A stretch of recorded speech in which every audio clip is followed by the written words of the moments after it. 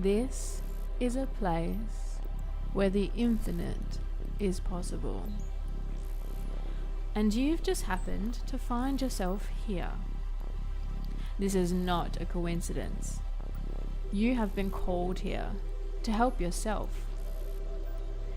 If you pay close attention, you can empower yourself to be your own healer, to be your own person, to be your own source of happiness. And that's where it all begins. This is the BC Podcast. Hello, and welcome. Thank you for tuning in. I met Rickie via Sam, and Sam was a previous guest on the podcast. And Rickie and I got talking because I felt like there was something there to share for you guys. And we began talking about Dark Nights of the Soul. That was, partly because I'm kind of going through something of that. I don't even know that description. I really found his take on it quite fascinating.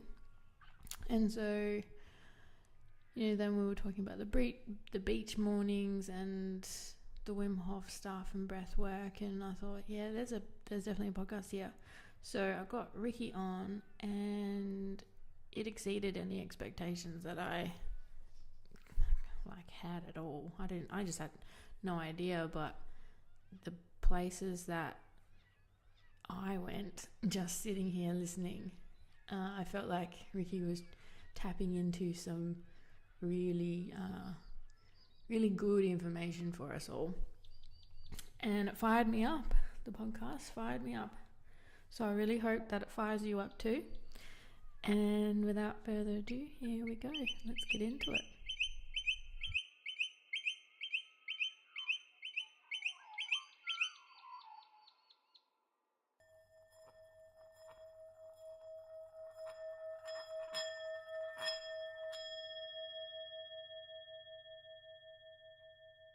Hello, beautiful people. Welcome to the BC Podcast. My name is Beck, and today my guest is Rickie. Hello, Rickie. How you doing? Doing good. How are you? Yeah, very well. Thank you for having me. Now, on my podcast episode with Sam, this is where I first heard of you, and that is episode 7 with Sam.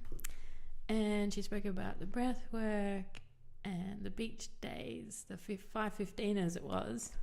Yep. And I decided to get talking to you and see if there was a podcast there, which turns out there is. And I wanted to hear about what got you started on this spiritual path and self-discovery, and where did it all start for you? It's been a quick process so far. This all began probably at the start of last year. It was the end of my marriage, my divorce. It all came to a crashing halt kind of thing, and I was just kind of in a bit of an abyss. I was kind of just floating around, didn't quite know who I was. I kind of lost my identity for a while, and I was just navigating areas that I wasn't used to kind of thing. So to try and find myself, it was just a calling, I would say, where I wanted to get into meditation, just to center myself pretty much, because I felt like I was just nowhere, pretty much just floating around. So I began sitting just by myself, a little candle, bit of breath, and it would last probably 10-15 minutes, if that, and then I would normally fall asleep, or I would get distracted and go in other areas. But then it was a surreal experience. It would have been my second probably meditation. I call it a meditation. I was just sitting and breathing, but I managed to get into a deeper meditative state, and I actually got a vision of my mother and my younger brother speaking in the kitchen at my mum's house. And it was vivid as, clear as, and then all I could see is just what they were talking about and them talking at the bench. And then I was out. I was out of the meditation. I was back to, and I'm like, oh, what was that? So, I picked up my phone, rang mum, and like just checked, like, what are you doing right now? And she's like, in the kitchen. And I'm like, are you with my brother? She's like, yeah. And I'm like, did you just talk about this? And she's like, what the hell is going on right now? And I'm like, that's all I need to know. Like, thank you very much. Bye. Hung up, and I was just like, I didn't even understand what it was that I did, but it was cool. And it kind of opened the door for me to start experience, like to dive deeper, so to speak. Like it's like a little red rag to a bull kind of thing. So I did a few more little meditations by myself and tried to get, obviously couldn't do whatever I did, astral projection. It is now that I've figured out.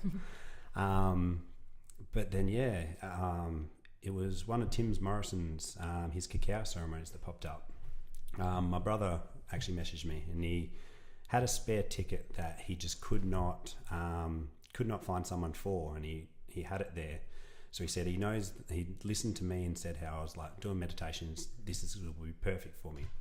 But going from 15-minute meditations to 2.5 hours, not even close. So I talked myself out of it. I'm like, no way, I can't do this.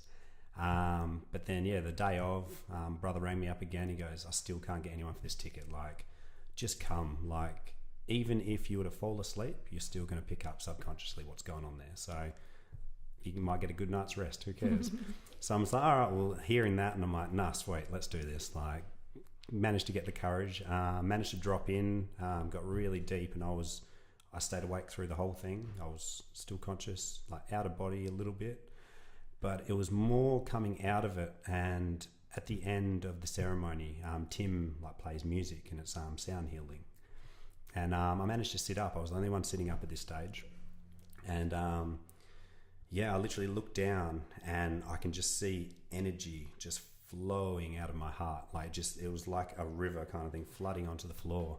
And I've looked up, and I could see like energy strands from everyone that was in the room kind of thing. And then as Tim was playing his guitar, you could see the energy just floating off. And I was just like, whoa, like I can't unsee this now.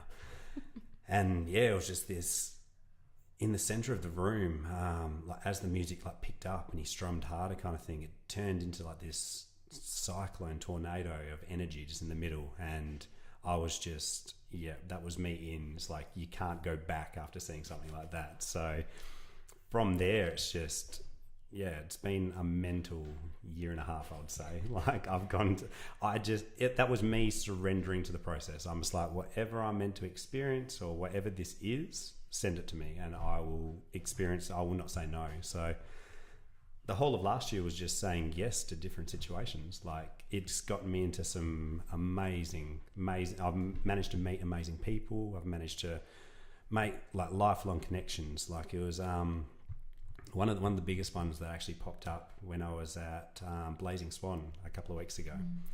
And we're sitting there. I was talking to one of my friends, and they were just talking about like doing a bit of a reflective meditation. And they're like, where have you been, or how have you gotten to exactly where you're standing right now? And it clicked. I was standing at Blazing Swan because I'd picked a book off a shelf in a library. It is bizarre. It is awesome. Like, what was the book? So this is me trusting in the process and whatnot. So I went to the library with my kids, and the kids are off. They're getting their books, and I always go to the health and wellness section. So there's one shelf in the library.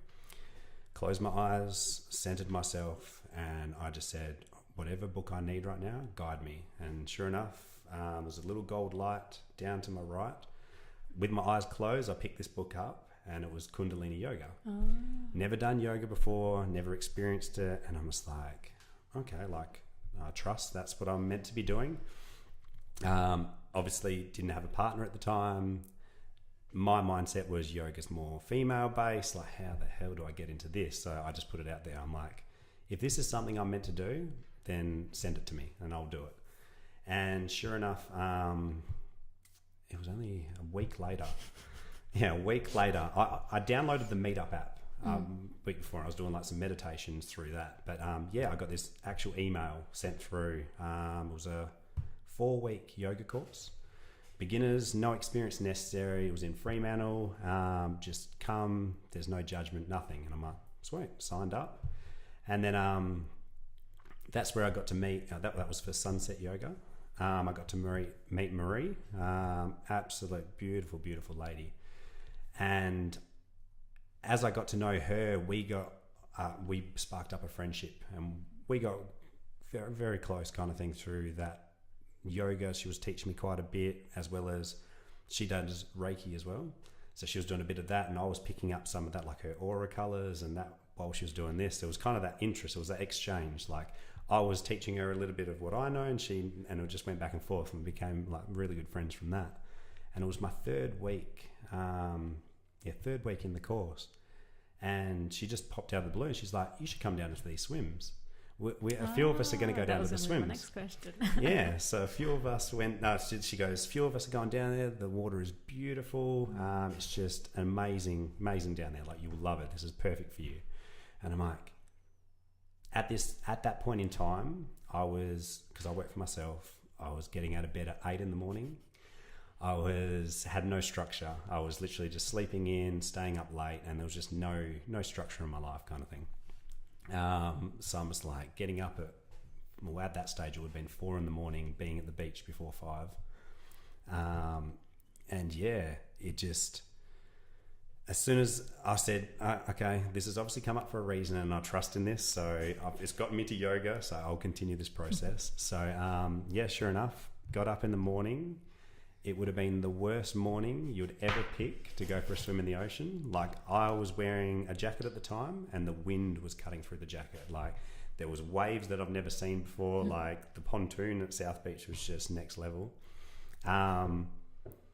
But that's where I got to meet Paul Holliday, and obviously learn his story and what he was creating with these swims and whatnot. And we sparked up our friendship. But at the same point, it was the perfect swim for me to do at that time, because a few weeks after that, I would do swims by myself, and I would get to the beach and it'll be a beautiful morning, but I'm by myself, and it's like, do you really have to get in? Like, no one's here, no one's watching, you're not proving anything to anyone. But I'm like, no, like, I got in on that day when it was freezing cold, and I'm like, you can get in now. And that was kind of my driving force for the rest of the swims and whatnot. And yeah, so from there, getting back to topic, I should say,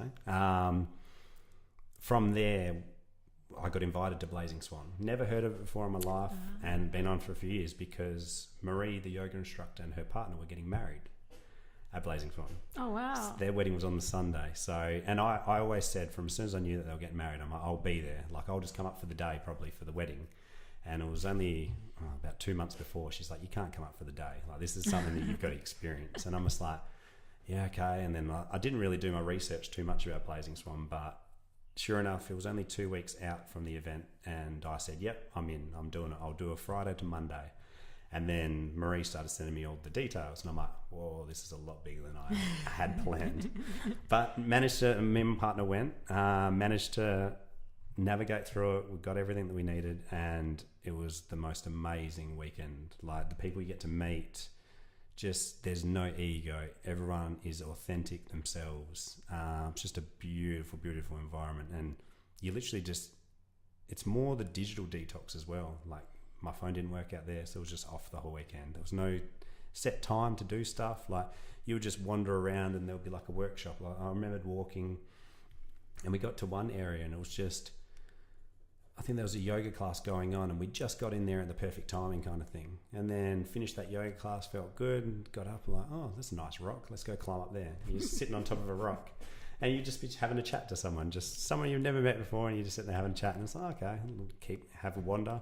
Sure enough, you walk down, and you just arrive at this place where it's the perfect time for this biodynamic meditation. And it's just like, you're the last person that gets in as the door shuts, and it's like, it's just, everything sinks in perfectly over there. So it's just, yeah, it's a magical, magical place. But yeah, I remembered that we were sitting there having that chat. It's like, what got you here? Like, where you're standing on this ground right now. And that was it. It was me picking a book off a library shelf. Like, and you said you didn't have a partner when you picked the book.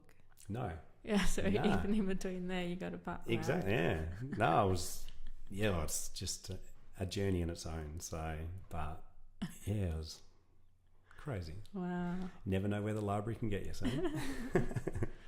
And so what did Blazing Swan teach you then? Because you're obviously seeing all the synchronicity, and is it just reinforcing that spirit, or whatever you want to call it, has a lot more opportunity and gifts for you? Or Yeah, there's so many different aspects. It's just like the community feel that you feel there. Like, that was my first time, but you didn't feel like you're a newbie or an amateur. Like, everyone's welcoming. It didn't matter where you went. Like, and that was half the fun of it. It's like you would hook on a cup and you'd carry your own cup around. So wherever you went, there could be parties at night time. You walk into the club or the tent, so to speak, and they will give you drinks. Like, and it's just, there's no money. Yeah. Money doesn't exist. Advertising doesn't exist. It's just people being themselves. And even one of the nights I was in one, there was one of our friends that was DJing in the tent, and I've gone up to get a drink from the bar, and the guy behind me, and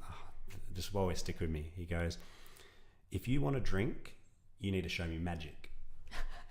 And I'm like, I was stumped. I'm standing here, I'm like, what? And then I'm watching these people next to me, they're all getting served, and I'm like, magic. And I'm like, and I'm like, in my head, the only thing that came through was just like, okay, guess a number between 1 and 10. And I was just trying to sink into what I could tune into and try and see that. And he goes, no, not that kind of magic. And I'm like, oh, what the hell? And I was stumped for about 15 minutes. I'm standing there, I'm like, and then one of the girls, she'd gotten served, she come up, she goes, I'll help you. It's just good manners. And I'm like, oh, exactly. So I've gone back up, and that's what I said to him. I go, I've heard this is the best rum in all of Blazing Swan, and I'd be absolutely honoured, and I thank you if you give me this cup. And he goes, that's all I needed to hear. wow. And I was like, that is beautiful, like absolutely beautiful. But just the people there, like, anyone will help anyone. Like, you want to set up your tent? Like, we were setting up our tent, and someone came around with a platter of mandarins.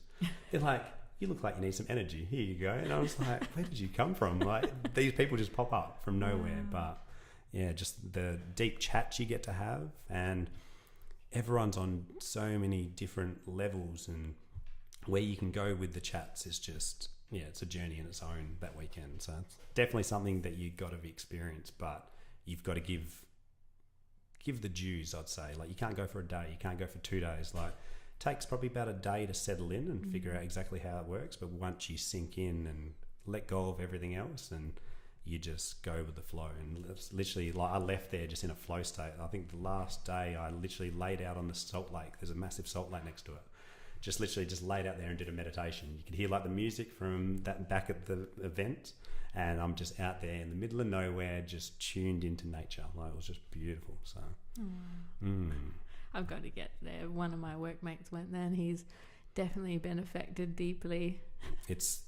And you even have like a little like lull period after. It's like, oh, like, how do we go back there, kind of thing. Like, we've got to wait a whole another year for this. So they're popping up like a few little events and that they keep like the community going and that. But one of the most beautiful things that I experienced there was it's more like the shedding of everything, because they got like the big effigies and the burns, and so it was more memorable because obviously my friends Marie and that were getting married in front of the temple that was there.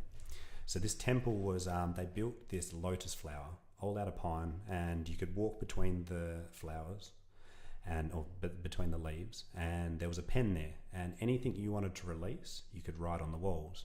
And on the Sunday night they burnt it, and when they burn that, whatever you wanted to release, that goes with it. And so everyone gathers around for these burns, and it's an emotional thing. It surprised me the most. Like, we'd come from a wedding where it was an Irish wedding, so it was pure love, joy, dancing, drinks, food, and beautiful. And everyone was just in this beautiful space, and then you come over and everyone just pays homage. Like, they sit down, watch this fire, and tears would come from nowhere, and it was just beautiful, beautiful experience. So yeah, it's definitely a special weekend, and it'll be with me for a while. Like, I can't wait for next year. So it's like going once, it's like you'd never miss this again. So no, I've got to get to the next one. Highly recommend. And are you much of a man that cries? Do you? It's funny, I never used to. So even in my marriage, I was quite I'd bottle stuff up hold my emotions in, not show my emotions, feel like I needed to be that strong protector, masculine type that didn't show emotion. It's just, I'm here to work, protect my family, and that's it. But since obviously my awakening and whatnot, I've been able to drop more into my vulnerability and get to a deeper level where I can cry now, and it's okay to cry. And that's what I try and put out there as well. It's like, we've gone on this program of where a man's supposed to be just strong, armored, and protects all and doesn't show any emotion. But that's not what a man is. Like, men are allowed to show emotion. They can be vulnerable. And that's how this balance works between the feminine and the masculine. Like, it needs to be back and forth. Like, if it's all one-sided, that's not a true connection. And that's kind of where I find it in the relationship that I've got now. It was a surprising one on its own. It was like a twin flame. Yeah, it was. We both on the exact same night put out to the universe that we're ready to find the one, the one that we've been searching for this whole lifetime. That's what they say happens as well. And it's amazing, like how the story goes. It's like, and that's exactly what it was. It was like, I put it out there on the Wednesday night, and I was doing my men's course at the time. So you get homework with the men's course, and you've got to journal, do questions, and do Facebook Lives. And I came home one night, and it was late after work, and it was just before sunset. So I was scribbling away doing my homework, and yeah, my dog's just staring at me for some reason. And I'm just like, what's up? And she's like, just wanted to get out of the house. And I'm like, all right, well, I'll take you down to the beach. I'll do my homework down there. You can go nuts. You can go in there. So yeah, went down to the beach, and I would have been scribbling away for about 20 minutes. And it's weird how it works too, because my dog was a menace that day. She was running through people's stuff. She was just up and down the beach. Like, normally I would have been aggravated and went, nah, let's get out of here. But for some reason, I just let her do her thing, and I was just away doing my journaling for about 20 minutes. And yeah, I'm like scribbling away, getting through these questions, and then this voice just drops in. It's like, look up, you're going to miss it. And I'm like, what? And I'm like, okay, look up. And sure enough, yeah, my partner now, she was walking on the beach with her dog. And I like looked at her, I'm like, oh, like a bit of a smile back and forth, and then she's kept going. So I've tried to click back in and like keep doing my homework kind of thing, but my obviously energy was down the beach where she was walking kind of thing. And yeah, I'm just like, I can't do my homework. I'm gonna have to go down there and speak to her. Like, I'm meant to talk to her. And it was funny, so I'm walking all the way down there, and I'm just having this monster debate in my head. It's just like, how do you know she doesn't already have a partner? Mm-hmm. Like, every little dialogue, trying to talk you out of it, trying to talk you out of your comfort zone. And yeah, I get up to her, and I'm just like, I'm still having this debate in my head, and she's actually turned around at that point, and I'm like, oh, I'm not ready to chat to her. Oh shit, like, what am I going to do here? So she's walked past, just following her. Yeah, and that's what it looked like, because she looked at me and she was quite shy when she looked at me. So I'm just like, oh, nah, she's not keen. So I've just kept walking, and I've gotten a little bit further up the beach, and I'm still having this debate with myself. And I'm like, for the last 6 months, you've been putting out this, like, especially with the swims and that, like, I've been pushing them to like push through your comfort zones. And when you get that voice in your head that tells you not to do something, flip the script and do it. Like, you're meant to do that. That's just trying to keep you safe and in your safe zone. So I'm sitting there having this debate, and I'm like, you're preaching it, but you're not doing your own stuff. Like, come on, you've got this. So I've turned around and I'm like, no, I'm doing this. Like, I've told that many people to do that. I'm doing this. So caught back up to her pretty quickly, actually. And it's always that thing. It's like, how do you start a conversation? Yeah. And I'm just like, and it was funny, like, my dog's a real close protector dog. She'll do like a meter circle around me while we're walking. She won't run off. Whereas my partner's dog, he just goes like off. So as I get a little bit closer, I've just looked up, and her dog's down the path, and I'm just like, oh, do you want to swap dogs? Like, my dog just can't get away from me kind of thing. And it was an instant connection. As soon as I spoke to her, she just came straight over, and we're sitting there chatting and that. And it was straight into like deep dive. Like, you could tell she was spiritual. Oh, she knew I was. And it was just that. We were standing in the car park, didn't know each other, but we were there for about 40 minutes.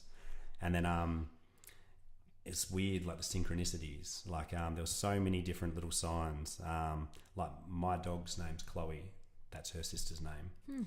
Her name's Kira. That's my sister's name. There was, what else was it? There's so many other little synchronicities. I'm just like, she went through the same kind of breakup. Like, it was an affair in a relationship, exact same kind of breakup, around the same time. She just moved to the south of the river, and she was in between places, which I was as well. It was just that, like everything just lined up. Like it was insane. So, and that's exactly the journey it's been on since we've been together, because she came from quite a corporate world where she was in her masculine. She had to hold her ground coming up against other men and that. Whereas I didn't realise how much I resided in my feminine, which was surprising, because in certain points I can drop into my masculine, and that's when I've got my determination, get the fuck out of my way kind of vision. But my nurturing side, which I resided in quite a bit, came from my feminine. And that was the funny thing. So that course that I was doing was stepping back into your masculine, which I've wanted to do for so long. I just didn't know the avenue to do it. And that was with Tim. So yeah, the course is called Invictus, and that's what it is. It's that mixture between a bit of shadow journeying, a bit of self-defense, so you know your own strengths, you know how far you can push yourself, as well as pushing your barriers, like your comfort zones, and like ice baths, physical breakthroughs, just pushing your body to the absolute limits that it can go, and then push that a little bit further, just to know what you've got and your strength that you can come from. I'm getting goosebumps saying this. You get me pumped up too. And it's just amazing. Like, and then yeah, dropping into that, it's just like the way that the shadow journey goes. It's, you don't realize how much emotions or parts of yourself that we push down and suppress. And it's beautiful when you can call these forth, get rid of the shit that shouldn't be there, that doesn't serve us, and then integrate it back into your life and make that a part of you. And that was me stepping back into my masculine. Like, that was the big one, was me not speaking my truth. Like, when things would come up, I would say what the other person wanted to hear, instead of me being authentic and telling my truth. And that was a hard one. That was a massive one. But at the same time of me doing that men's course, my partner was looking to drop back into the feminine. And it was just this perfect colliding and synchronicity. And yeah, it's been this back and forth, because twin flames aren't an easy relationship. Yeah, they're teachers. Right? And that's it. Like, every trigger that you've ever got will come up, and it will come to the surface. And that's what it's beautiful. The way that me and my partner have it is just an open communication. Like, anything comes up, we've got the space to speak about it, and we can navigate through that. And they still come up. Like, I'm not going to say it's beautiful sailing now. Like, and I love that process, because it's us growing together as well. So it's an interesting journey. Like, yeah, I'm wanting to get more people on the podcast to talk about this stuff, because, you know, society doesn't really demonstrate how a real relationship is supposed to go. Exactly. And you have to have that balance of the feminine and masculine. Like, every man shouldn't reside in their masculine. Like, there has to be that, like, when I do like my posts on my Facebook and whatnot, that's me in my feminine. In my feminine, when I get into a flow state and I can speak from my heart. And then it'll be funny, like, you can have the exact same conversation with me that afternoon, but I'll be residing in my masculine. I cannot answer it anywhere close to how when I'm in my feminine. Oh, wow. And I respect that. Like, that's who I am. Like, I know, and that's where I love, like, going, as you get aware and you look into yourself kind of thing, you know the difference. Like, when I'm in my masculine, my body structure is different.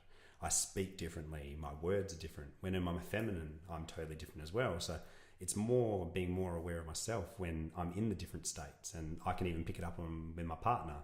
Like, she can see it in both of us as well. It's like, we'll come home and we'll just be butting heads because we're both in our masculine.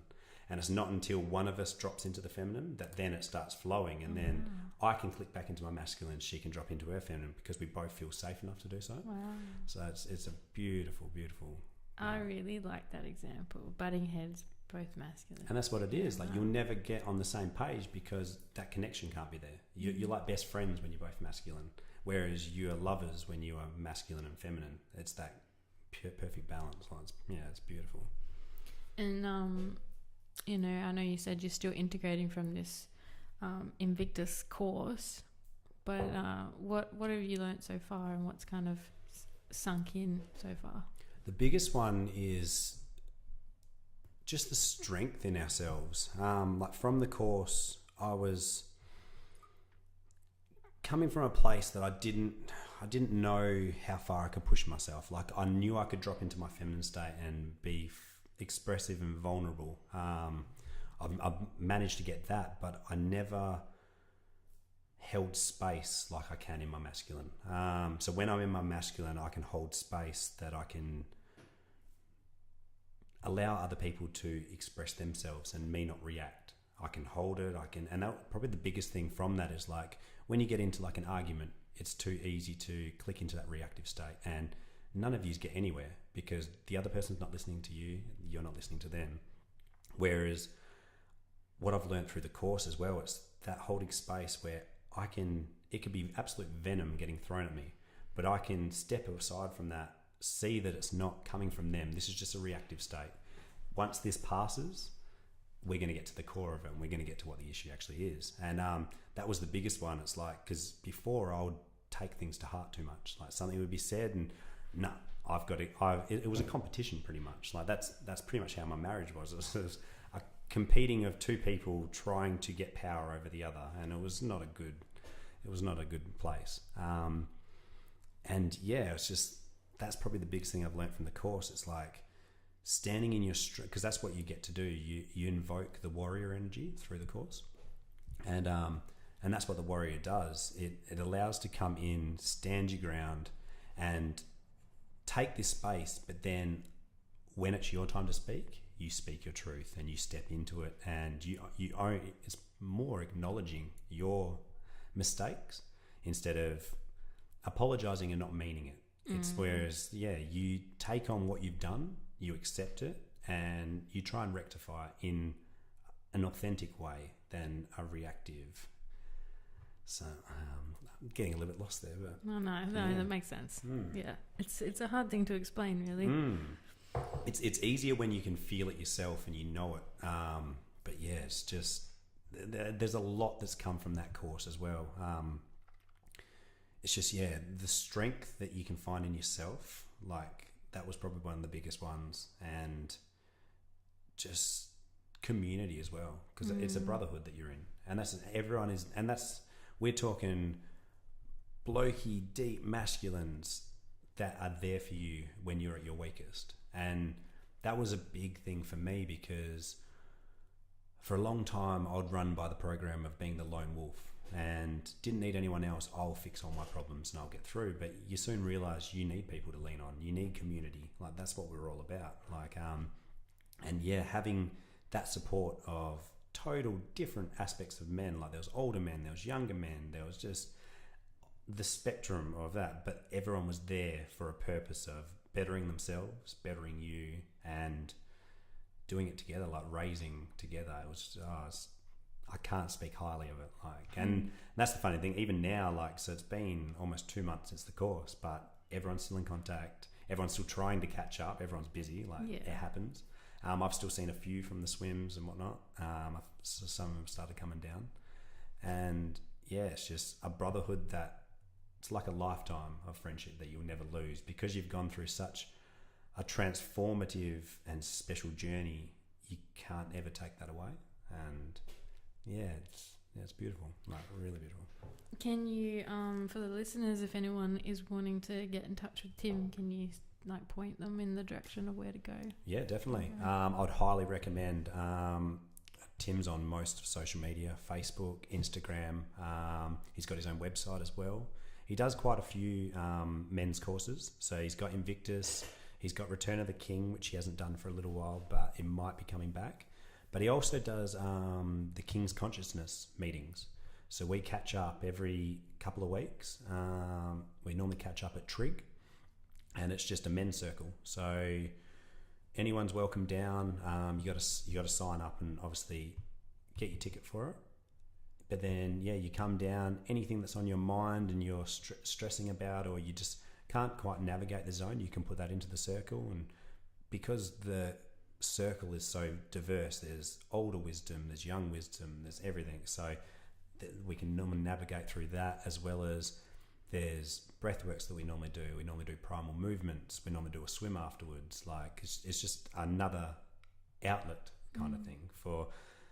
There's a lot of men out there that are lost at the moment, and you kind of need that anchor point to come back to, and everyone's welcome. Like, there's no judgment. Everything that's shared in the circle stays in the circle, and yeah, it's beautiful.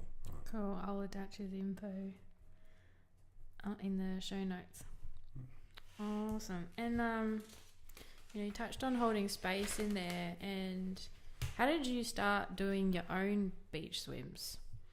So from obviously meeting Paul, and then all the swims were up north, and that was fine. Like, the community that I managed to tap into up there is beautiful. Like, they are all beautiful people, and then it's still growing. It's getting bigger and bigger.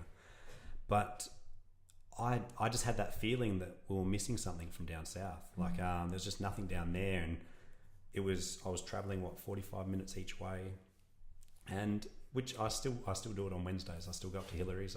I want to catch up with that tribe.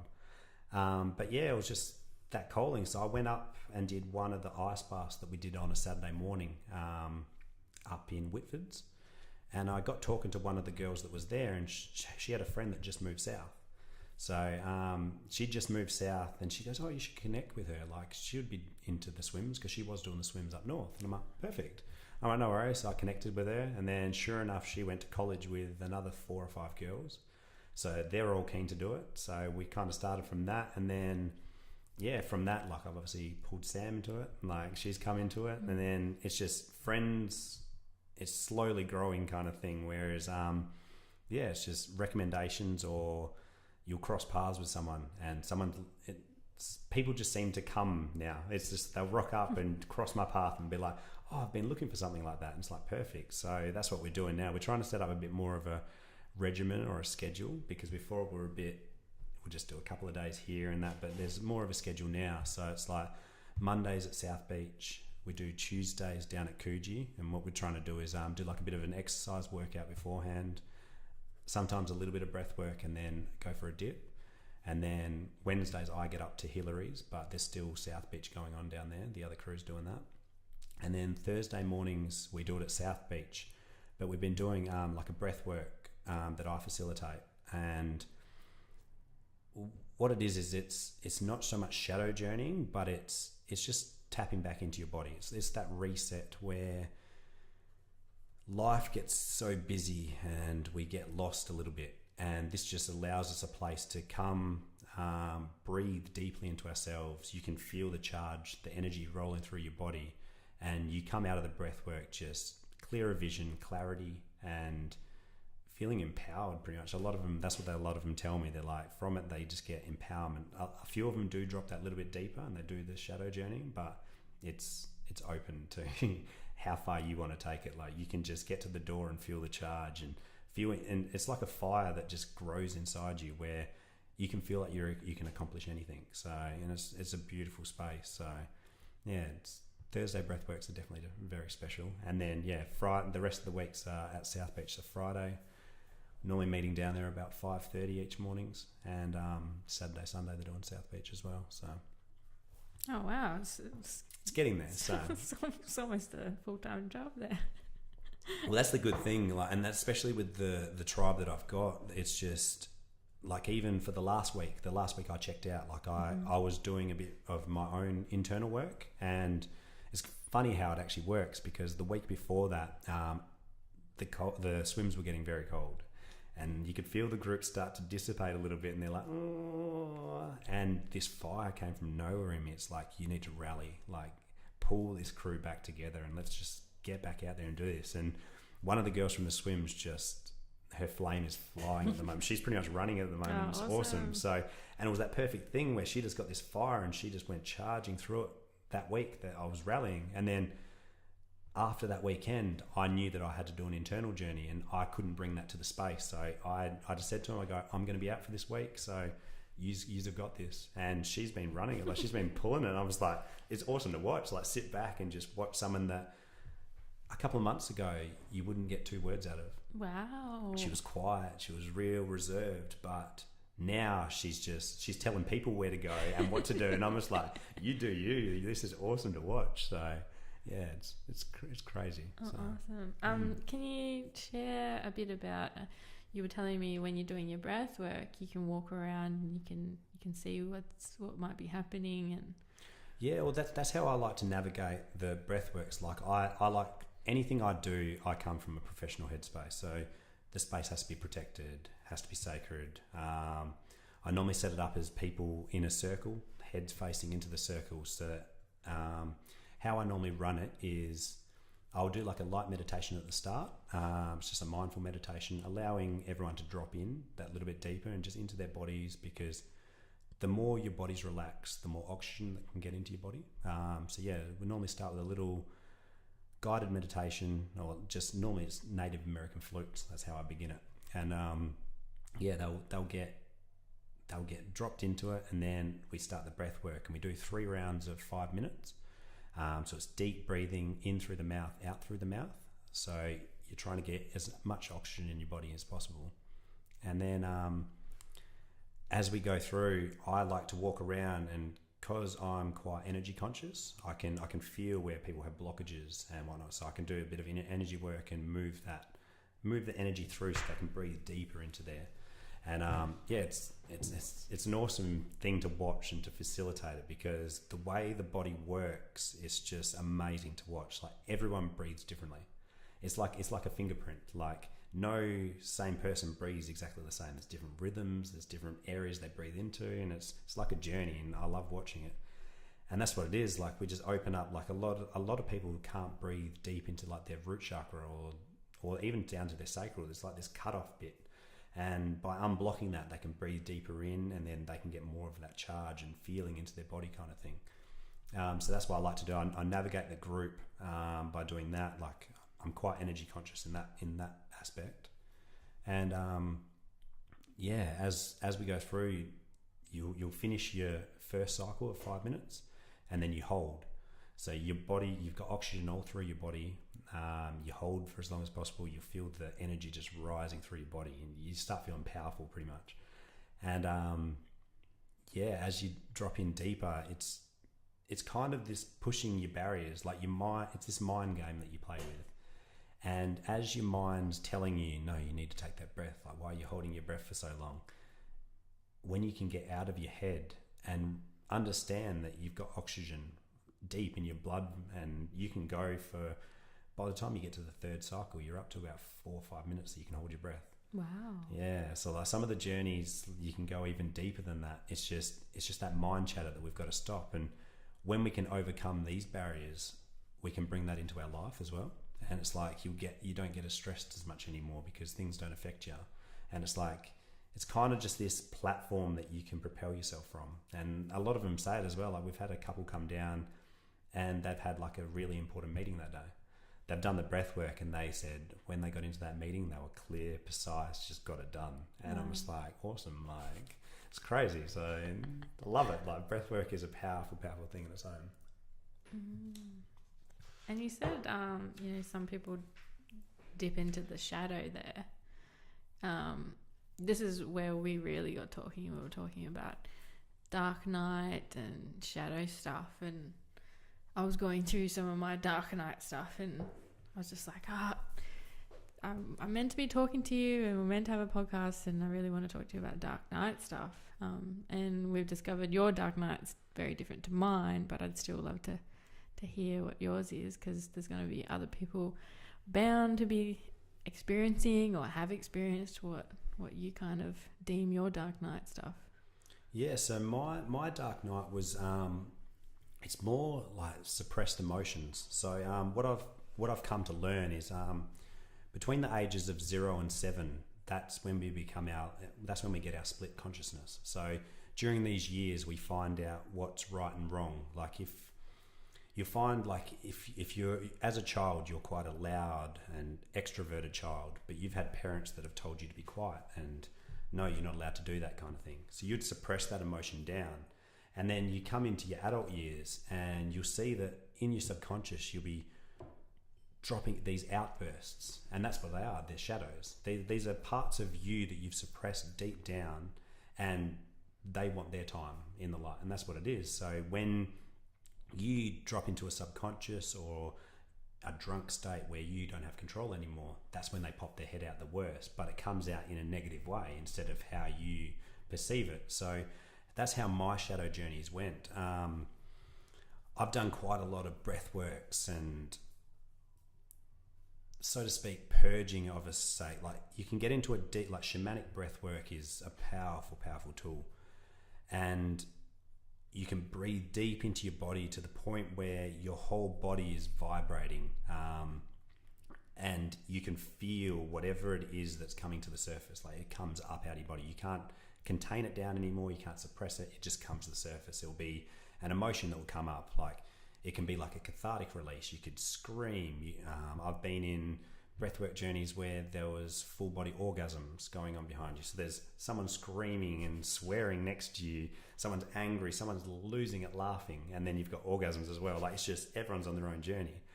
And like with the breath, I've been able to drop down, and one of the big ones that came through that was exactly that, my voice. So as I was breathing down into one of these journeys,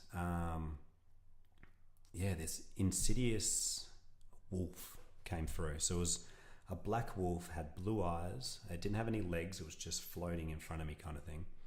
And it was just staring at me, but it was that sense that I could feel this was a part of me. I didn't fear it. I wasn't scared of it. And I just looked at it and I just said, I love you. Like, I accept you. I know that we are supposed to be one. Like, I know you could feel like shame and guilt all over it. Like you could feel all the emotions that it was feeling, and it was not a beautiful feeling, but at the same time, you knew it didn't serve you. So, and that's where I spoke to this thing. I was like, I can feel this shame and guilt. Like, what is this from? And that's what it kept saying. It's like, you don't give me my time. I need my time. And I was like, oh, okay. And so managed to, and that's literally what I did. I just showered it in love, and you just watched all this insidiousness come off. Literally just went away and transmuted through. And what was left over was this beautiful white dog. And we're in this field, like it was just vivid vision. And we just felt like running. It just looked at me and went, let's do this. So we just went running through the field. And we finished, we were sitting up on the top of this cliff, and the dog's literally sitting on my lap. And I've never felt more whole in my life before. And it was interesting as we went on that in that journey. It was, I'm sitting there speaking to this, but I'm speaking to myself. Like, this is a piece of me that I'm talking to, I'm communicating with. And that's what I kept saying. And I just kept apologizing. I'm so sorry for not giving you your time. Like, I understand. And when I said that to it, it literally looked at me and went, you don't realize the power that we possess. Let me give you a taste. And it actually entered me. And I kid you not, I've never felt this in my life. I felt like I stood 10 feet tall. I felt like I could run through a brick wall. It was just this power came over my body. And I was just in awe. I was like, wow, like the power of you and just the beauty of you as well. And that's what and then it stepped out of me kind of thing, and I've come back to normal. And I've said, I'm like, where do we go from here? Like, I want to give you your time. Like, we need to find a way that we can integrate this into my life. Like, we have to figure something out. And that's what it said. It goes, when you get to a point where someone has said something to you and it doesn't line up with your core beliefs or your core values, you need to speak your truth and stand your ground and stand in this power that you just felt. Oh, I'm getting goosebumps. And and it was beautiful. And I said, I accept. I will never shy away from that anymore. And it literally entered into me, and it was like this puzzle. It was down on my left, and it was just this puzzle that just went back in and just made me that little bit more whole. And it was such a beautiful, beautiful experience. And I've had even different shadows come through before. Like that was the biggest, most prominent one for me. But I've had. It was one that I didn't realize how much I denied my happiness as well. Like just being silly, like just inner child happiness. And it was insane. Like it came through, and that's exactly what it was. It was just this insidious bowl. And as soon as I showered in love, it was just this little kid. It was me, little inner child, just sitting there like, do you remember how we used to be silly when we were kids? Like, why don't we do that anymore? And I was like, you're exactly right. Like, why don't we? Like, just because we're adults doesn't mean we can't have fun. And it was funny. It ended up naming itself. It named itself Jeff, which cracked me up. I'm like, Jeff of all names, like what? And and it's funny. So how I've integrated Jeff into my life. It's funny because each day I do cold showers anyway, and that's his time to shine. So we're freezing cold, and I'm like, this is where you step forth, you get me through this cold shower, and you can have as much fun as you want. So we'll normally dance in the shower, we'll sing, and it's just this beautiful little tradition that we have in the morning. So, and it's weird, like as I go through doing these shadow journeys and how I can integrate them back into my life, I become lighter. Like even I've been speaking to people and they're like, you just stand differently. It's like you're floating when you're talking to me now. Like before you stood strong, but you looked heavier. And I'm like, well, I feel lighter. Like, don't know what that's about, but I'll keep this journey going. Like you can't deny that. So yeah, it's a beautiful feeling. Like.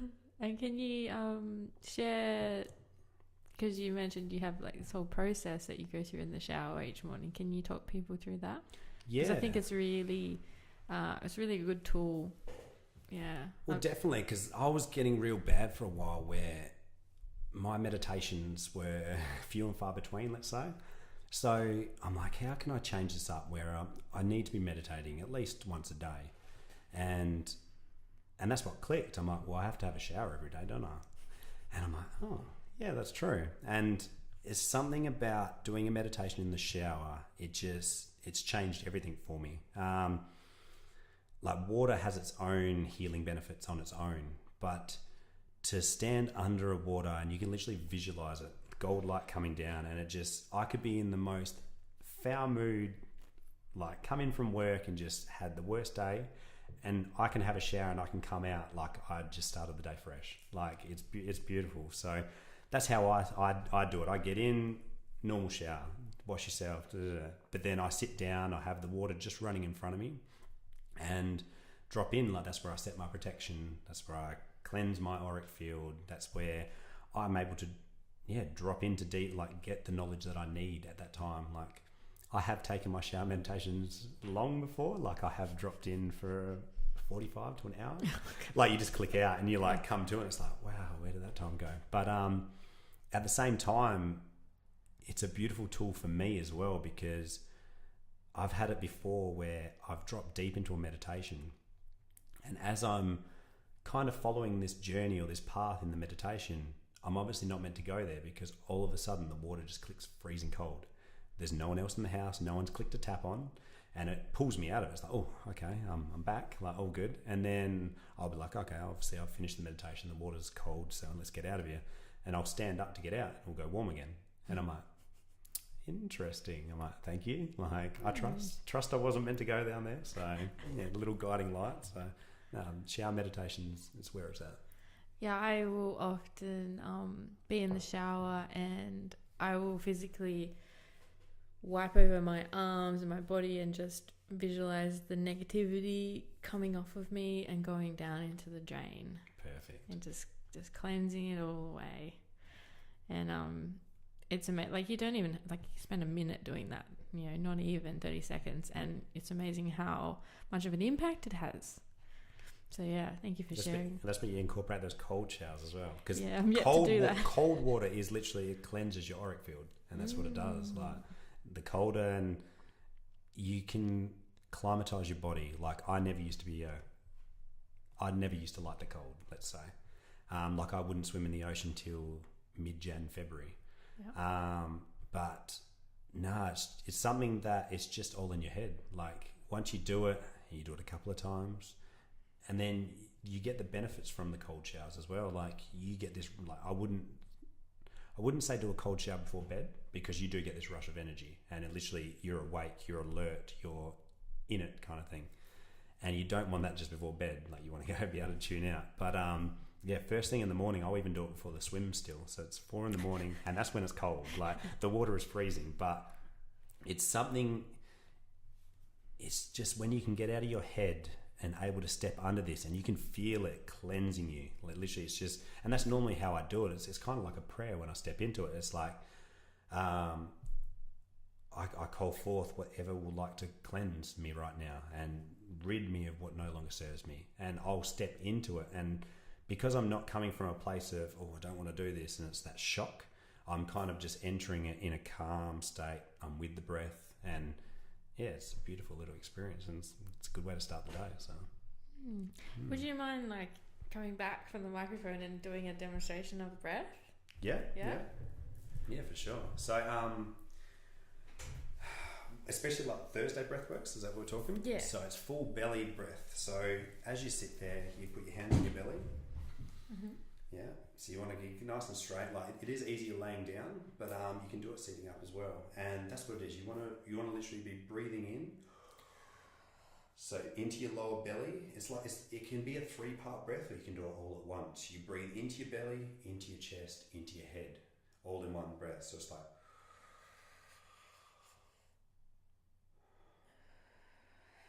And you try and exhale as little as possible. So that's how you keep that oxygen in your body. And as you get, that's why I like the 5-minute cycles, because the first 2 minutes you're just finding your breath. You're a little bit here and there, you'll miss a few, your mouth gets dry, you'll start getting a few yawns, and that's just your comfort zone going, come back. But you push through that, and then you start feeling this charge through your body. So yeah, that's what it is. It's just you breathe deep into your root, as deep as possible.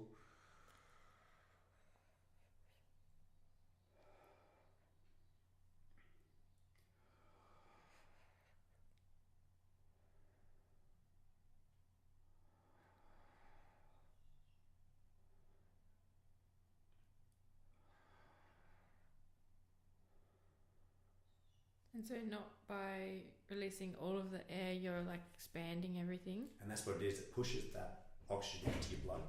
So instead of just staying in your lungs and in your body, it pushes it into places so that you can get more in. And so like and that, especially how Wim Hof does it. He says it more of let it flow out. Don't push it out. Don't press it out. Like literally, and as you get into it, the more breath you do, it becomes like this wave that comes through your body. You'll be breathing through and then a little bit out. And then it's beautiful to watch. By the third round, everyone's breathing on their own. I don't need to teach anyone how to breathe. They'll click into their natural state. And that's how it is. It's just your body alkalining and stepping out of its acidic state and getting into that natural flow. And it's your connection to everything. So as we drop into that, like, just how powerful the breath is, like it destroys inflammation, like cold and flus you can use this breath work for. Like it's got so many benefits that they're now figuring out. Like that's where I love the way that Wim Hof's done it. He's gone through the journey, done it all through himself, and now he's like, scientists, come and get me, like prove me wrong. He can do whatever you want. And it's just it's a fun. That's why the movement's getting so big. It's because he's proving everything wrong. And yeah, it's a great following to follow. So, did you hang out with Marcel when he was here? So I got to meet him for one of his breath. Well, I didn't get to the course because I was doing my Invictus course there, but he came down to one of the South swims and he facilitated the breath work, and then we went for a swim. And the energy that boy has is at 5 a.m, he jumps out the car like it's lunchtime. Like it's beautiful. But yeah, he's got his own special energy for sure. So wow. Yeah, I've got to get myself down to the beach and practice cold showers at home. Yeah. I have to. I'm not there yet.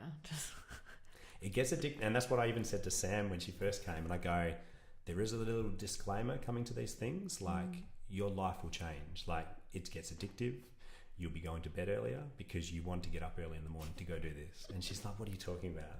No, I love my warm bed. I'm like, okay, we'll see. And sure enough, she got addicted. So, but that's where I like it as well. Like how we can take these swims to different levels. It's like finding what fears that people have in the groups as well. Like a few of the girls had fears of jumping off jetties. Never jumped off jetties in their life, and we had Coogee jetty only 2 beaches down. We're like, well, let's make a Tuesday down there and we'll build up that confidence and let's do this. And they're now jumping off the top. Like it's a good 3-4 meter drop, and it's like sweet. So and everyone's just pushing themselves to that next level kind of thing. So yeah, it's a beautiful community, and that's what it is. It's a tribe. So that's cool. And if anyone wants to check it out, there's always many selfies on yours or Paul's for sure social media, and I'll attach all those links. Yeah. Um, I've discovered from our chats that you are able to. Would it be the right way to say work with entities? Transmutation of entities, I would say. That's okay. That's probably the best way to put it. Explain that for people. What's that? So, a lot of the ways that I've experienced, like I can, because I'm aware of my body and how I feel. Like when I'm tense, like obviously when you're in like a depressed state or a bad state, that is entities feeding off you. Like they feed off that low vibration, and I'm able to feel like it's almost like a scathing, like crawling over your skin, and I can feel it when they're feeding, kind of thing. So I have a way that I've managed to navigate, and mentors have taught me how, where I can call in Archangel Michael, and I work quite closely with him, where he can bring these forth and I can communicate with them, I can transmute them, like as in stepping through a portal of light into source light energy. And it's funny how you say that, because that's exactly what happened this morning. Sitting in doing my shower meditation, and my brain could not get off the negative thoughts. Like I'm just like, what is going on here? And I'm trying to figure out the puzzle. I'm just like, it could be so many different factors. And sure enough, I went in, and that's what it was. It was this entity in there, and it was a powerful entity, and I'll give it that. And that's what his thing was. He was just putting distractions into my head, even while I'm trying to communicate with this entity. It's distracting me and putting me off on little like thought tangents. But every time I could pull myself back, and that's what I kept saying, I'm always going to come back here. Like you can throw as many distractions as you want, and I'll always be back.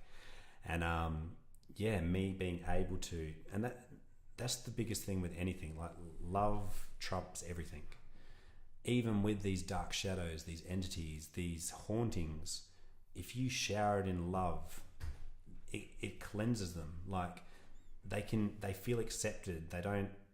It's like a layer that's on anything.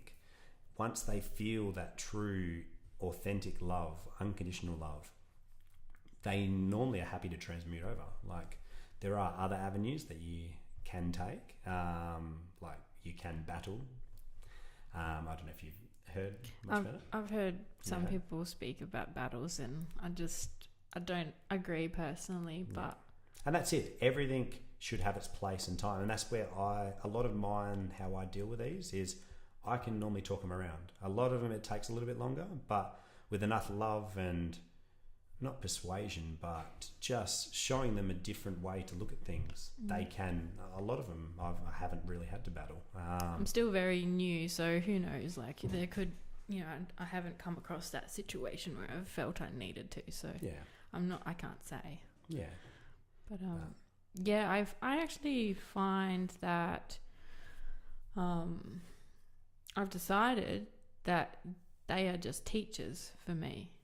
So if I am feeling like something's feeding off of me and it's an entity, I'm like, wow, you're just showing me that I still have areas to work on, and my vibration is a bit out of whack. So I really need to step up my self-care more, or keep cleansing regularly, or just be mindful of who I'm interacting with and where my thoughts are going to attract these things into my world. So I feel like they're more so teachers. Big time. No, perfect. And that's it. If you're not at that low vibration, they can't come. They can't feed off you. So that's exactly it. Self-love, self-care. That's the precedent for anything. And that's what a lot of what I do. Like even when I started on this journey, I wanted to heal myself before I could even attempt putting knowledge out to other people or helping other people. Because the more you work on yourself, you're setting that precedent of where other people can come as well. Like, and it's funny, like going through like my journeys, I just, whatever falls in my path, that's kind of what I do. And it wasn't until talking to someone or crossing paths with someone, and they were just like, oh yeah, so what's your story? And sitting there and they're like, that's exactly what I needed to hear. And I'm like, oh, okay, like, no worries. Like, and it's that beautiful thing. It's like so many people are on this same journey, but a lot of them don't know how to navigate.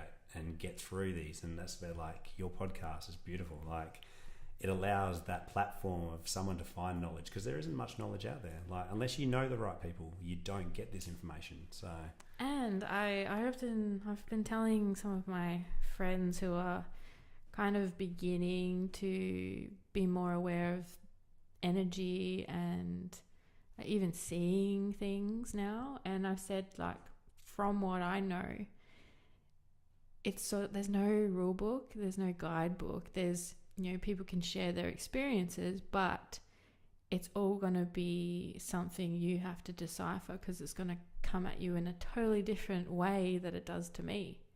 So I can only help people so far, but you have to like figure shit out for yourself. Exactly. Yeah. Because it's just never the same for anyone. Yeah, no, I get that totally. And that's even like doing, like, even meditation is exactly the same. Everyone meditates differently. Everyone will find their way to do it. Like, it might work for one, but it won't work for the other. And you've got to navigate. And it's the same with the breathwork journeys. Like, I've gotten to points where I couldn't get that charge anymore. And it's like, okay, like, I'm doing exactly what I did last time. Like, and that's it. You change. Your body changes.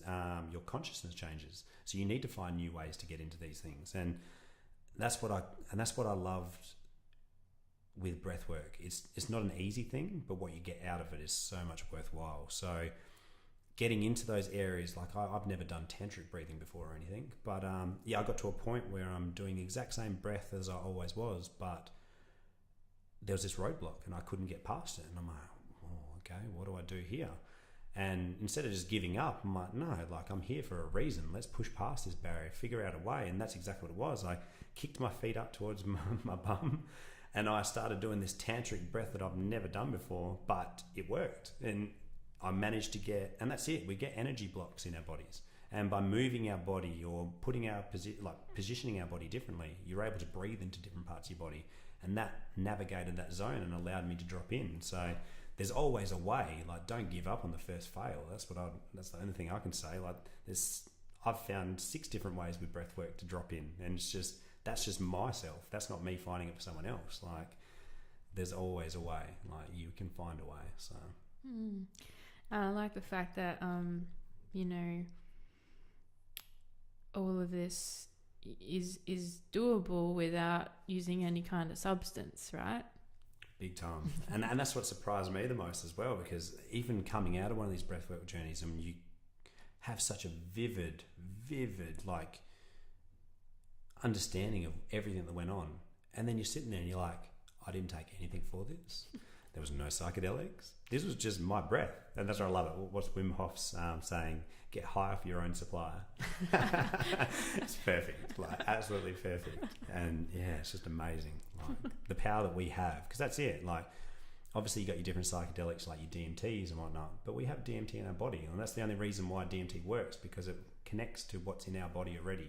So by breath work, you can unlock those DMT states in your mind and drop into the exact same psychedelic feelings, or things. So and well, I'm yet to explore the breath work. So, but I've been able to go into DMT states of just in meditation, and then doing DMT. It's like, oh yeah, I was there. It's more of like a shortcut, wouldn't you say? It's like, because you drop straight in, whereas, I don't know, it's just the way that my mind works. Is like, you put the work in so you get the reward. So like, breath work isn't easy, but you're releasing at the same time you're doing breath work, because your body is literally purging from all the oxygen, and you've got that much built up in your body.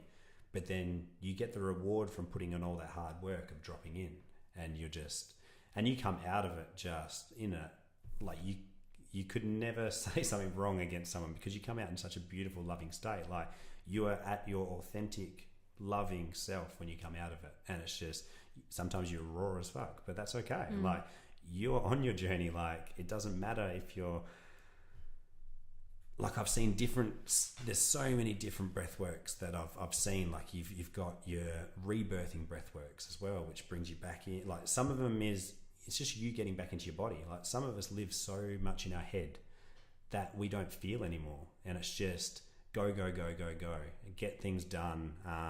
but not stop and enjoy the magic. Like that's actually what I got lately in one of my psychedelic journeys was stop searching. You're always searching for that next high or that next accomplishment, but you're missing out on all this magic. And it was funny, like communicating with Spirit while I was doing this journey.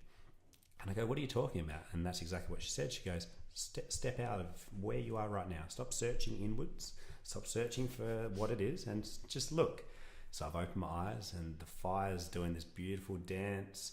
A few of the people in the room are having laughter. So instantly I've just gone into this belly laughter. And it was just this beautiful moment. And I'm like, if I kept searching and kept diving in, I wouldn't have found anything because there's nothing there to find.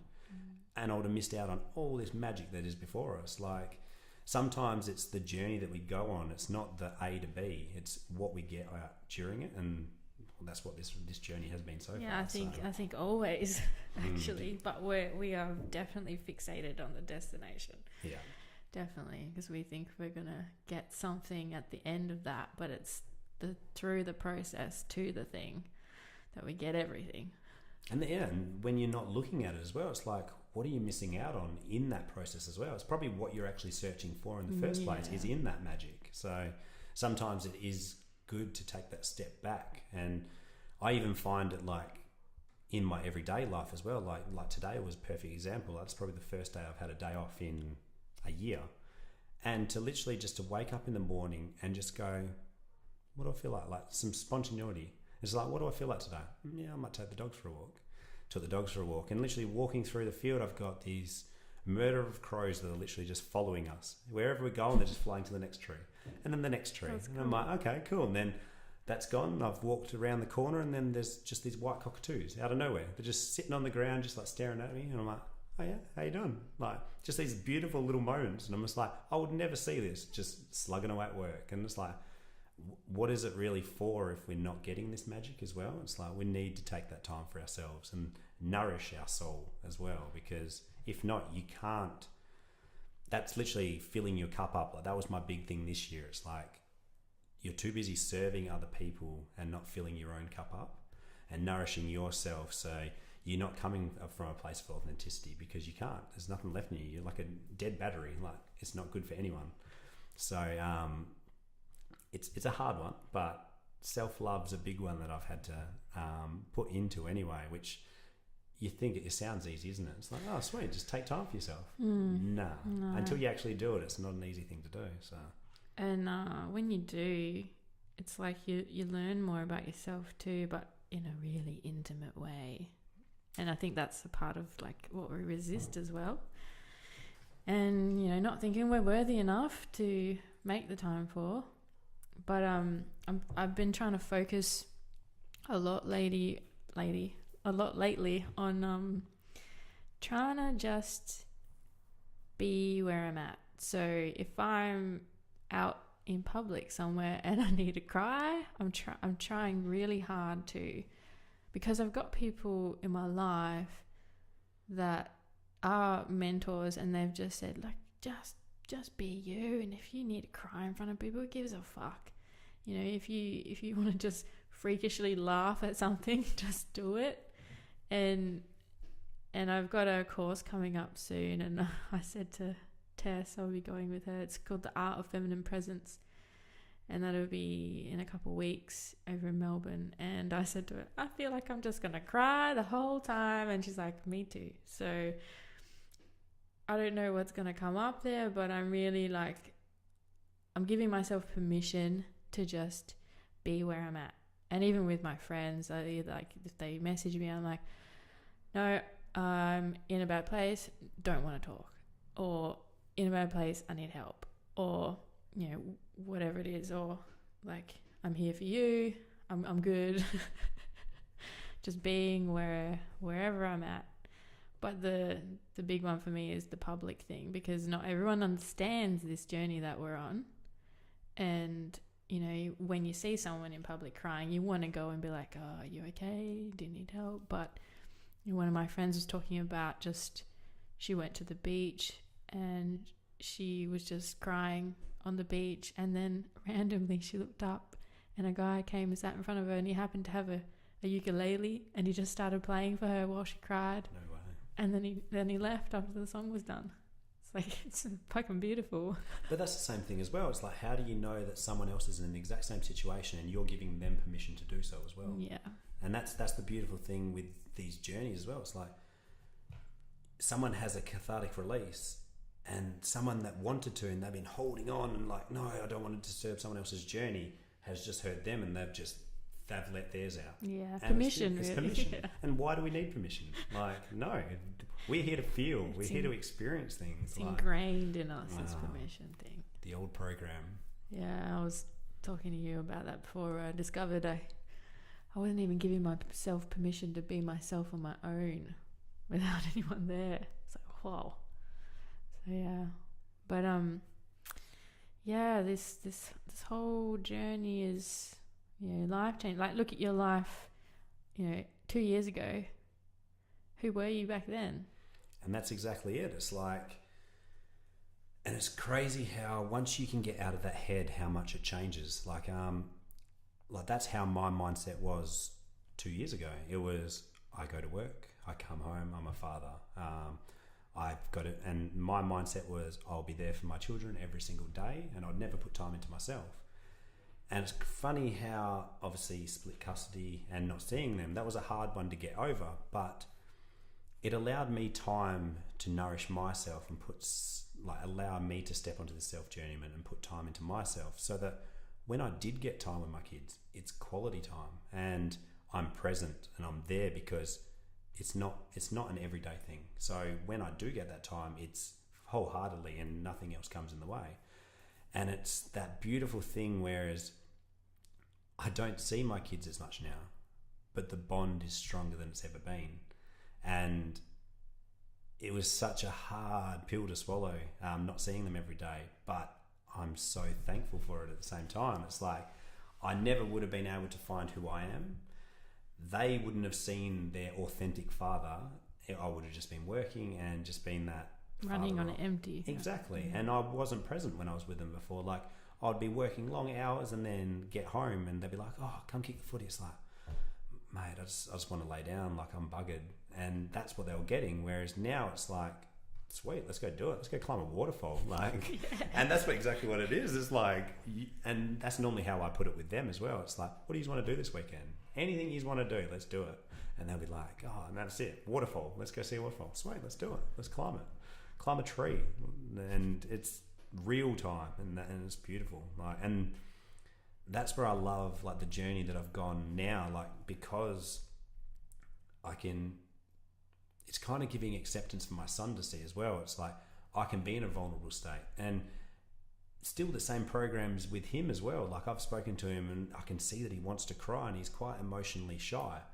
And I'm like, mate, I'll cry right here with you now and I'll bawl. And he's just like, looks at me and goes, it's okay to cry, and it always will be okay to cry. And he just looks at me and he's just like, this is unfamiliar ground. I'm like, why is this unfamiliar ground? Like, why can a father and a son not show their emotions? Like, something is not right here.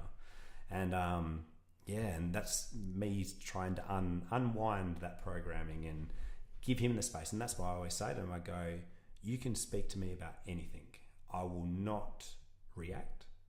It could be anything in the world, but I want you to be able to bring that to me and know that I will guide you in any way that I can. I'll tell you if you're wrong, but I won't get angry, and I can't punish you for being honest with me.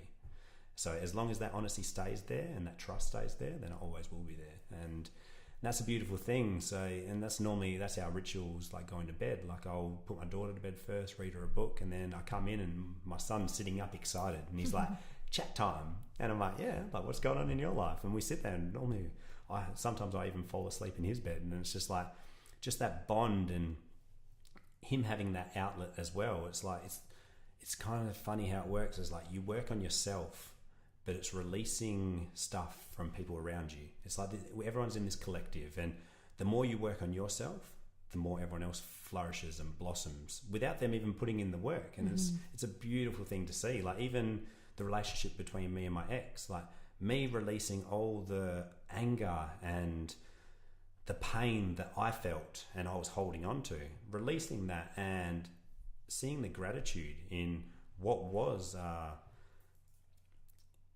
it was a testing marriage, but I learned a lot about myself coming out of it, kind of thing, and I wouldn't be who I was today without that. And it was a beautiful thing to realize, and I got it in one of the meditations, and it was just like, people make mistakes, things happen, but look at what you've got.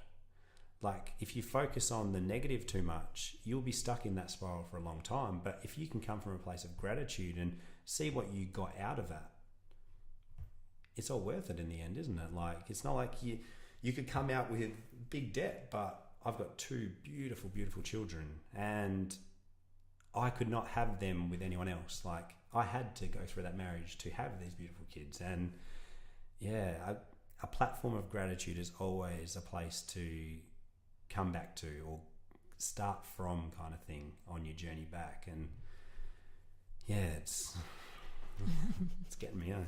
I feel like there's some telepathic stuff happening, because I was wanting to ask you things and you were just answering them as you were speaking. Just in the zone. So yeah. It's a little safe spot. I love it. So when you do get triggered, how do you begin to navigate that so that you don't react? Especially with kids, because kids are like heartstrings galore. And they know how to trigger you. And they've got a skill in that, and I love that. But it's funny, and that's what I've been able to learn through these journeys, and that it's normally the first things out of someone's mouth, and especially in an argument, there's no meaning behind it. It's just venom. And that's what I see it as. Obviously with kids, it's a little bit different. Like, it's more an emotional or a sad thing. And normally, like, especially with my son, he'll tell me, I don't know. When I hear those words, he's got something to tell me. He doesn't know how to say it. And I've got to navigate a way that he feels safe enough to express it. But especially with like arguments with like my partner, things will come up, and especially with the twin flame, these triggers come through. But I've been able to, it's more like using this breath as well. Like, as it's coming through, and I can feel when the anger it bubbles. You can feel it bubble up inside you. But too many of us allow those bubbles to come out. You can breathe that back in, and I literally visualize it as a container inside me. So this energy that I can breathe back into me, keep it in this little container. It does need to be released. I'm not saying suppress it, but you can release this in so many different other ways. Like, I've got ways that I can release it in expressive flow or creativity. You can do artwork. I've also got a way where I do it at the ocean, where I do a primal release. So you enter the water saying, I can feel this in me. I can feel this anger. I don't want this. This doesn't serve me. You step into the water. You bring that feeling up to your third eye. All the emotions, every bit of rage that it is, you drop under the water and you yell, you roar into the ocean, letting this out. Like, you'll get lightheaded after. You can even do it a couple of times. And then you come out and you just float. And you're just at this tranquil spot where you can feel it release from you. It's no longer in you. You're looking up. I've done it first thing in the morning before, and it was a beautiful one. It was after one of me and my partner's ones, and I went to the beach to release it. And I've done this primal release, and I've come out, and it's the sky is just covered in stars. There's not a cloud in the sky, and I'm literally just floating there. I'm next to the jetty, so you can see a little bit of a light there. And I'm just floating, looking up at these stars, and I'm just like, wow, like, this is beautiful. And as I look down, these little silverfish jump next to me, and the glimmer of the moon is shining on them, and I'm just like, thank you. Like, and that's my little reward. It's like, you put in the work and you release it, and it's like just this beautiful, tranquil moment afterwards. And it's like, how can you be angry after that? Like, you know what I mean? Like, it's just beautiful. Like, wow. Yeah, there's so many other ways, but it's and that's us being accountable for us. Like, just because someone triggers us, that's normally got nothing to do with them. That's something internal for us. Like, if you're getting triggered, that's something for you to look inwards. Why is this triggering you? Because if it didn't affect you, and it wouldn't be a trigger. So by you working on your stuff, as well as you, the biggest one for me was setting boundaries. Yes. Boundaries are massive. Let's talk about boundaries too when you're done with this. Yeah. No, and that's we talk about it now. Like, and that's exactly what I needed. I never had boundaries, so I would take on people's stuff. I would obviously not speak my truth and kind of get walked over. And I think that's where I lost a lot of my power. And I got this perfect envision from one of my mentors. And that's what they said. They're like, you picture yourself as your kingdom. You've got a wall all the way around the outside. That's your boundaries. Your core beliefs is what holds these walls up. So if someone crosses those boundaries, don't allow them into your kingdom. You can stand your ground and say, no, you're not entering. And this is a place of my solitude and what I believe in and what's truth to me. But the biggest one was, you choose what enters your kingdom. You've always got that choice of what enters. People can throw stuff at you, trigger you in ways, but you choose to stay there and take it. You choose to leave that situation. It's always the choice comes back to yourself. And that's where boundaries, it's a hard thing to do, but once you start, it gets so much easier. It's and I think that's the biggest thing with me is because I can feel when the anger, and that is literally my boundaries being crossed. Anger is not a bad thing. Anger is literally your body telling you your boundary is about to be crossed now. You choose what you want to do now. So when you spit into that bit of rage, you haven't set your boundaries up and you've allowed that into your space and you can't control this anymore. And that's when you drop into like the wounded side or the shadow side of anger, and that's aggression. And and that's what I learned in that course as well. Anger is not a bad thing, and we all think of anger as this bad, dark thing, when no, it's literally it's like a beacon of light. It's telling you that your boundaries are being crossed right now and you need to do something about it. And if you don't pick up on that, then that's work you need to put in, Mike. Yeah, it's interesting. I'm learning so much from you. Yeah, well, I constantly feel like I need to reassess my boundaries all the time, because I think the more I grow, the more patient I get and the less ego I have. And I think in the beginning, my boundaries were really dependent on my ego. My ego was like, how dare you? Very, very close. Yeah. Yeah. And then slowly, growing and learning about patience and allowing other people to express themselves when, because it's valid, and especially when they're pulling you up in your own shit. And when you get rid of the ego part, you can extend your boundaries further to allow them in to hear it, And it's funny how you can take that criticism on and not react. Mm-hmm. And that shows how much inner work you've done and how much of that ego is subsided. Because I was at a point before where anything that got put my way, I was defensive straight away. It's like, no, I've got to protect this power.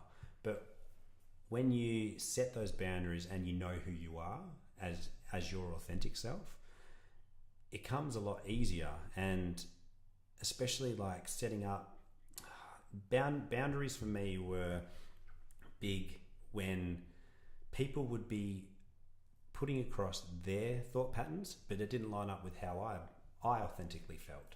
And that's where a good one that I got taught was especially numerology and seeing numbers and whatnot. 222. What are the 4 cornerstones of your core beliefs? So you set yours up, and that's how you can set your boundaries up as well. It's like, what is truth to you? Is it honesty, authenticity? It could be so many different things. But if you've got your 4 pillars of strength, so to speak, or your core beliefs, you can always set your boundaries from that. Your core beliefs change. As we evolve and as we change, they can always grow. But as long as you've got 4 things that you can come back to and always set your boundary around them, it's a good platform to start. Well, that's where I use anyway. So, where did you discover that? It was literally just seeing that, because obviously numerology, you get quite a few different, you get your triple numbers and your angel numbers and whatnot, and it's weird. So I trust in the process. Right? I asked that because I just did a podcast with Ben, and Ben was saying in his men's groups, he gets the men to list, what are their core beliefs and what do they value. and that the list can be really long, and then he narrows it down to like some main ones, like 4 or 5, and it's exactly what you're describing, and it's all about, you know, your morals and your center point. Yeah. So that's, you got that from numerology.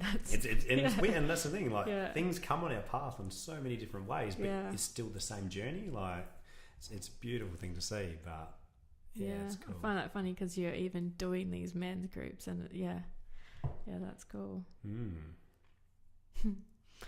So have you got any projects you want to talk about? What's happening? And there's quite a bit in the work at the moment. Obviously a lot of my time goes into the swims, and I'm still doing my own self-journeyment and integrating all those processes as well, but I'm definitely getting to a place where, and a lot of people are crying out for it as well, because we're in an area where there's a lot of heavy energy around, let's say, and a lot of people don't know how to release these areas or to navigate these areas, kind of thing, or what they're going through. So that's what I'm putting into creating at the moment, kind of thing, is that safe space to allow people to journey as deep as they need to. So that's where how I envision these groups to go. It's just small, intimate groups. I'm talking 4, maybe 5. But it's getting to know each person on an individual basis, because everyone's story is different as far as they need to drop in the shadow side in life. Some people just need empowerment. They just need to know that their own inner strength, and everyone's on their different journey. So that's what I want to start doing, is taking people on these journeys, taking them to their edge, so to speak. And if they want to drop in, they can drop in. But if they just want that empowerment and just feel that sense of they can accomplish what they need to in this life, that's the spaces that I want to create. So I'm going to start very soon. So watch this space. Some shadow journeys, and just incorporate everything I've learned along my journey, because that's what I put out there. It's just like, whatever I've learned, if it resonates with people, they will come to me. And that's what I put out there. Like, if people need this is something. And sure enough, like, even from some of the posts that I put up, and that's me just in my natural flow channeling, and I can just post these out and I'll get that message like, I needed to read those words right now. And I'm like, perfect. And then they're like, are you doing anything else? And I'm like, watch this space, it's coming. So it was more of a self-belief that I needed to push past, and that barrier of, is that inner critic, so to speak, that you need to quieten down, where it's like you get to that point where you're ready to step into that, and you know you can get there. You know you're not scared of dropping into the shadows and taking people there. And it was just that last little bit where I know I'm ready, and that's what I've gotten lately. So yeah, I'm ready to allow people to get back to a wholer part of themselves, so to speak, or start them on their self-journeyment. And just be that guiding light of, if they hit that roadblock and they don't know how to get past it, maybe I've figured out a way that I can get them through that, or I can pull them through it, if so to speak. If they just keep getting stuck, and because that's what I get during these breathworks as well. It's when people are dropping in, I can feel them energetically when they hit that barrier, and it's weird. It's not weird. It's beautiful. As I'm going through it, because as I'm walking around the groups, I can feel which area, like if they're deep into there, if they're just skimming on the surface, and that's fine. Like, everyone's on their own little thing, but you'll feel certain people in roadblocks and they can't get there. And I'll get these words that just drop in. And we had one of the girls, and that's what she's doing. She was struggling. I could feel her. She was like, her energy was just hitting this wall and she couldn't get through.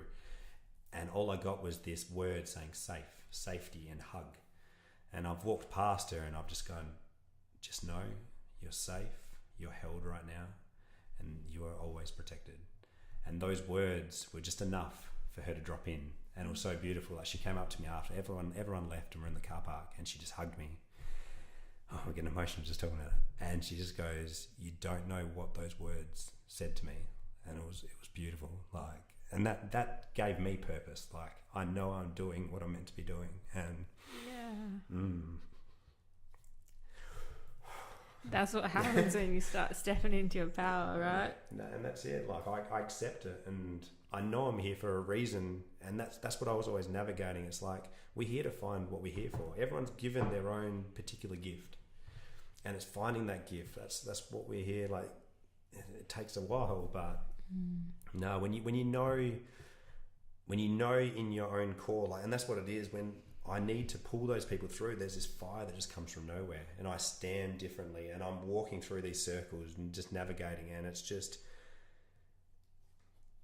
me stepping into my power, and that's exactly what it is. It's just this fire goes from nowhere, and it's just like, no, like we can go deeper. I know you can, and it's just that inner knowing, and it's just trusting in it, and yeah, it's beautiful, like really, really beautiful. But it's definitely something that there's workshops out there, but a lot of people don't know how to get to these and connect to these workshops kind of thing. So we need more of this work out there, like the shadow side and integration, and just knowing you're not alone. Like there's so many people going through this stuff right now, and it's just a place of safety, community, and betterment. Pretty much, it's just growing together. Like we're all raising consciousness together. So, and a lot of people are like, they can feel this stuff happening, but they have no idea what is happening. And to not be afraid of the shadow stuff.